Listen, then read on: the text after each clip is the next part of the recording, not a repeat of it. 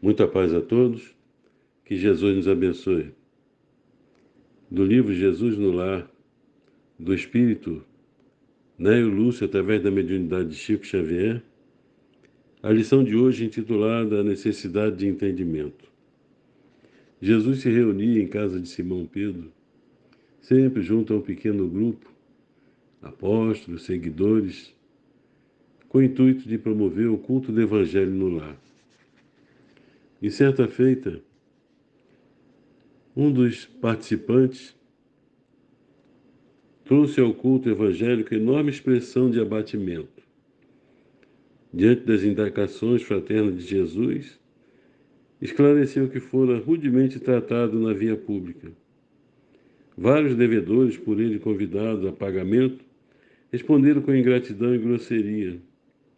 Jesus, no entanto, não fixou a lição somente para ele, mas procurou expressar o seu pensamento, a sua lição, para todos aqueles que o ouviam. Então disse ele: um grande propagador dos textos de Jó possuía singulares disposições para o serviço da compreensão e da bondade, e talvez por isso organizou uma escola em que pontificava com indiscutível sabedoria. Amparando certa vez um aprendiz angustiado que frequentes vezes se queixava de maus tratos que recebia na praça pública, saiu pacientemente em companhia do discípulo pelas ruas de Jerusalém, implorando esmolas para determinado serviço do templo. A maioria dos transeuntes dava ou negava com indiferença, mas numa esquina movimentada, o homem vigoroso respondeu-lhes a rogativa com aspereza e zombaria. O mestre tomou o aprendiz pela mão e ambos o seguiram cuidadosos. Não andaram muito tempo e viram-no cair no solo, ralado de dor violenta, provocando o socorro geral. Verificaram em breve que o homem, irritado, sofria de cólicas mortais. Seguiram adiante, quando foram defrontados por um cavalheiro que nem se dignou responder-lhes a rogativa, endereçando-lhes tão somente um olhar rancoroso e duro. O orientador e o tutelado acompanharam-lhe os passos, e quando a estranha personagem alcançou o domicílio que lhe era próprio, repararam que o compacto grupo de pessoas chorosas o aguardava. Grupo esse ao qual se reuniu em copioso pranto, informando-se depois os dois de que o infeliz tinha no lar uma filha morta. Seguiram então esmolando na via pública e logo foram recebidos por palavrões de um rapaz a quem havia se dirigido. Retraíram-se então em expectativa, verificando depois de meia hora de observação que o pobre infeliz não passava de um louco. Logo em seguida ouviram atrevidas frases de um velho que lhe prometia prisão e pedradas. Mas decorrido algum tempo, souberam que o infortunado era simplesmente um negociante falido que se convertera de senhor em escravo em razão de débitos enormes. Como o dia estava terminando, o respeitável instrutor convocou o discípulo ao regresso e ponderou: guardaste a lição? Aceita a necessidade de entendimento por sagrado imperativo da vida. Nunca mais te queixes daqueles que exibem expressões de revolta ou desespero nas ruas. O primeiro que nos surgiu à frente era enfermo vulgar. O segundo guardava a morte em casa. O terceiro padecia loucura. E o quarto experimentava a falência. Na maioria dos casos, quem nos recebe de mau humor permanece em estrada muito mais escura e mais espinhosa que a nossa. E completando o ensinamento, terminou o mentor, diante dos companheiros espantados. Quando encontrarmos os portadores da aflição, tenhamos piedade e auxiliemos na reconquista da paz íntima.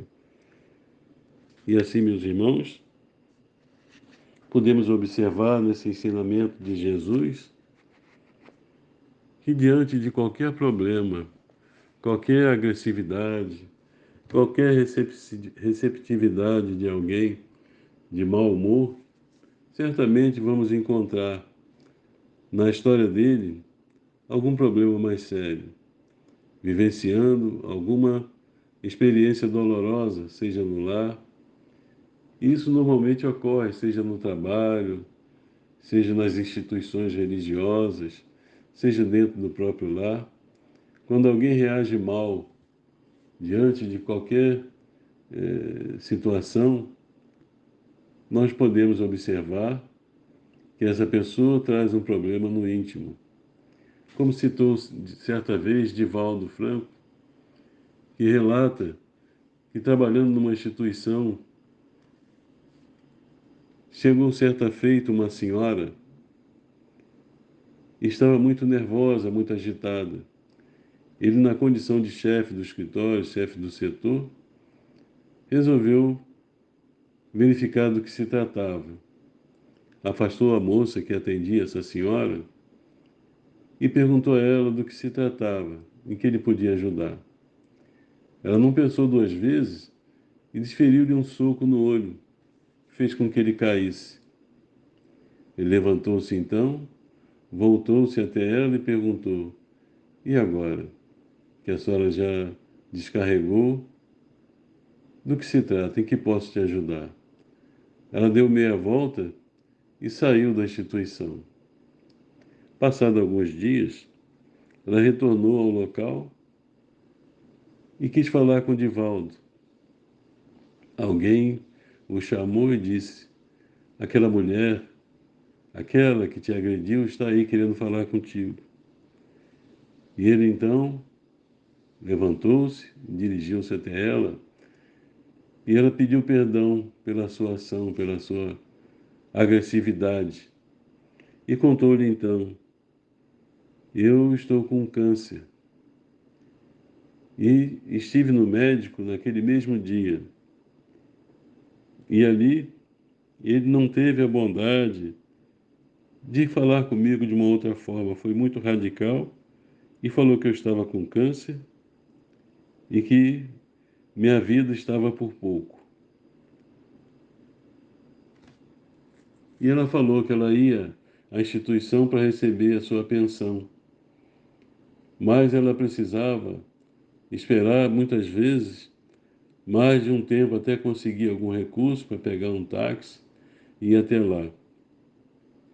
Divaldo, então, conversando com ela, acalmou seu coração e falou que ela poderia tomar passes, frequentar uma instituição espírita e recomendou a instituição onde um amigo fazia esse trabalho. E ela aceitou a orientação e passou a frequentar essa instituição. Passado algum tempo, ela retornou a Divaldo e falou: "Seu Divaldo, o senhor indicou o seu amigo. Eu estou me sentindo muito bem, mas eu soube que o senhor também faz esse tipo de trabalho. E para mim é muito mais perto. Por que é que o senhor não quis ministrar meus passes?" Ele disse: "Por escrúpulo, para que a senhora não se sentisse constrangida." "Ah, não, mas eu gostaria de vir aqui, para mim fica melhor." E ela passou a frequentar a instituição. E foi ali beneficiada, ajudada, e passou a participar dos trabalhos na Mansão do Caminho, instituição que Divaldo dirige até hoje. E assim, meus irmãos, está aí mais um grande exemplo de que se alguém age mal contra nós, com agressividade, certamente algum problema traz no íntimo. Se pudermos ajudar, de alguma forma, possamos fazê-lo. No entanto, se não tivermos condições, não tivermos acesso, pelo menos uma prece. Esse é o maior benefício. Que o Senhor nos abençoe e esteja sempre conosco. Muita paz.